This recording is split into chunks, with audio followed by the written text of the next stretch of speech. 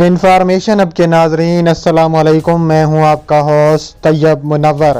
ناظرین گرامی، آج ہے 5 دسمبر 2020 اور آج کی تازہ ترین اور تہلکہ خیز خبر لے کر آپ کی خدمت میں حاضر ہوا ہوں کہ مشرق وسطیٰ میں قیامت کا منظر، ایران نے تباہی مچا دی۔ سعودی عرب کی آئل ریفائنری پر میزائلوں سے پوری شدت سے حملہ۔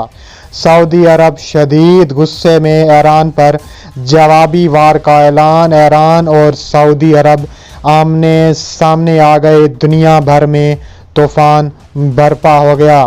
ویڈیو کی تفصیلات میں جانے سے قبل آپ سے گزارش ہے کہ اگر آپ ایران سے محبت کرتے ہیں تو ہماری ویڈیو کو ایک لائک ضرور کریں اور ہمارے چینل کو سبسکرائب کر کے بیل آئکن پر ضرور کلک کر دیں۔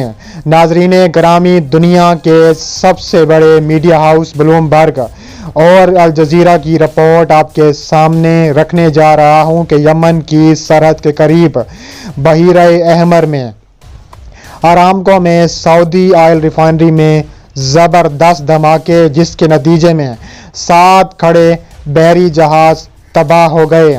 عالمی خبررساں ادارے کے مطابق سعودی عرب کے ساحلی علاقے شقیق پر تیل ٹینکر میں زوردار دھماکے ہوئے ہیں، جس سے ارامکو آئل ریفائنری اور 7 کھڑے بحری جہازوں کو شدید نقصان پہنچا ہے۔ یونان کے زیر انتظام MT ایگری نامی جہاز پر مالٹا کا پرچم لہرا رہا ہے۔ جہاز برادری کی کمپنی نے بتایا ہے کہ یہ جہاز ابھی سمندر پر تیر رہا ہے اور اس پر سعودی حکام بھی سوار تھے، تاہم سعودی حاکم نے فوری طور پر واقعے کی تردید یا تصدیق نہیں کی۔ دوسری جانب ارامکو پر شدید حملے کے بعد سعودی عرب شدید غصے میں آ گیا ہے۔ اس کے علاوہ بحیرہ احمر کے شہر جدہ میں ایندھن کے ایک ڈپو پر میزائل حملے کے نتیجے میں لگنے والی آگ پر قابو پانے کے لیے لگ بھگ 40 منٹ لگ گئے، جس کے ثبوت سعودی عرب کے تنوعی انفراسٹرکچر پر ایک نفیس حملے کی نشاندہی کرتے ہیں۔ ارامکو کے ایک عہدیدار نے منگل کو کہا ہے کہ کمپنی کی پالیسی کی وجہ سے اس کی شناخت نہ ہونے کا مطالبہ کرتے ہوئے پیر کو ہونے والے دھماکے یا آتش زدگی میں کسی کو تکلیف نہیں پہنچی، البتہ ارامکو کو شدید نقصان پہنچا ہے اور 7 کھڑے بحری جہازوں کو بھی، اور ریاست کے دوسرے سب سے بڑے شہر میں اس سہولت سے حاصل ہونے والے فراہمی میں خلل پیدا ہو چکا ہے۔ عہدیدار نے بتایا ہے کہ یہ حملہ، جس کی وجہ سے ہمسایہ ملک یمن میں ایران کی حمایت یافتہ حوثی باغیوں نے ذمہ داری قبول کی ہے۔ ارامکو کے ابقائی آئل پروسیسنگ پلانٹ اور خریز فیلڈ میں ستمبر 2019 میں ہونے والے حملے کی طرح تھا۔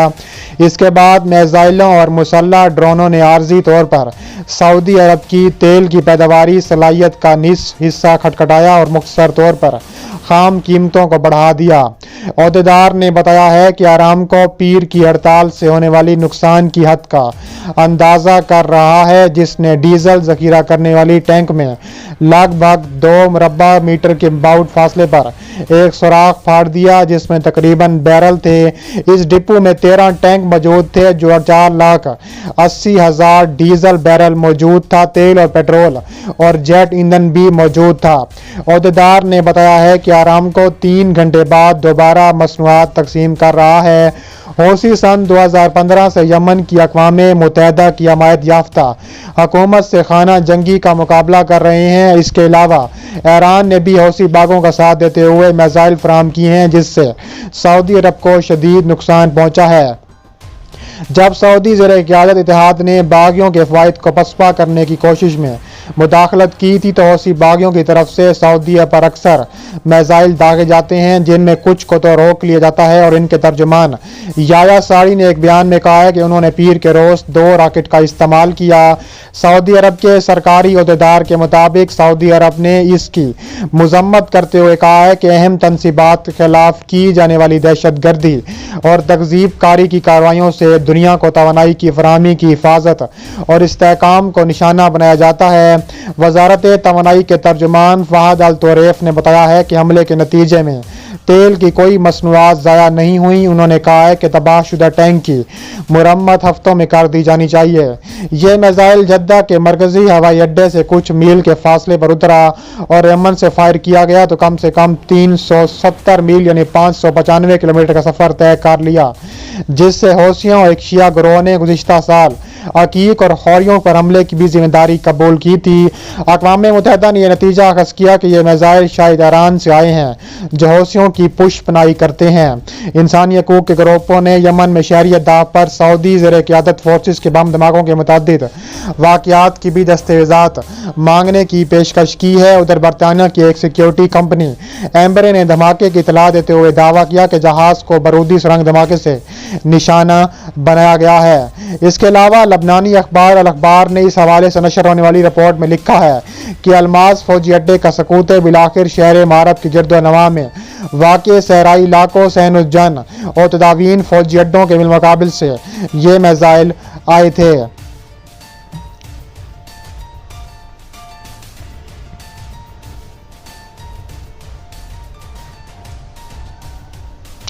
इसके अलावा ईरान ने सऊदी फरमारवा की जानिब से आलमी बरादरी से ईरान के खिलाफ एक्शन लेने के मुतालबे पर सख्त रद्द अमल का इजहार किया है।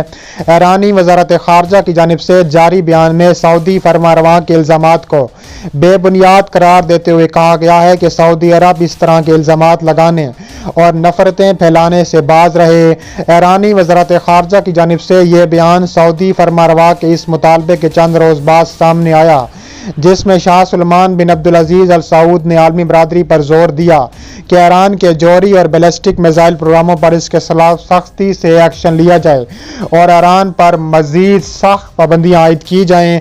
ऑनलाइन प्रेस कॉन्फ्रेंस में ईरानी वजारत खारजा के तर्जुमान ने मजीद कहा कि सऊदी हुक्मरानों के इस तरह के बयानात इंतहाई गैर मामूली हैं, लेकिन हमें यकीन है कि ईरान का पैगाम वाज़ेह हो चुका है।